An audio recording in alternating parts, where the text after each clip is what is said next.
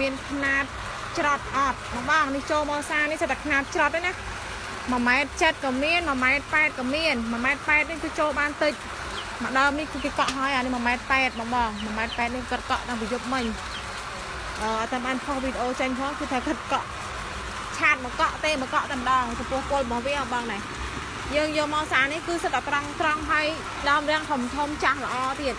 ចឹងសម្រាប់អ្នកដែលគាត់ត្រូវការជាຂណាតច្រត់ណាគឺចូលហើយអ្នកຂណាតជិះអ្នកចង់បានຂណាតច្រត់មុខធំដែរណាចង់បានជាយកស្អាតក៏បានចង់បានដើមយកទៅធ្វើជាខ្លួនឯងក៏បានដែរនេះគឺចូលបានប៉ុណ្នេះឯងបងអើយដោយសារវគ្គនេះគឺខ្ញុំទិញគេហើយខ្ញុំឲ្យគេចម្រាញ់រកអាណាត្រង់ហើយធំឲ្យតែម្ដងຂណាតទូក៏មានដែរហើយទូទៅវាយកម្មຂណាត6 លី 7 លី 8 លីចឹងណាហើយអានេះសម្រាប់ຂណាតច្រត់បងអូនឲ្យគាត់ថាស្រឡាញ់នេះវាខូពីចម្ងាយឲ្យបងមើលឲ្យហើយព្រោះ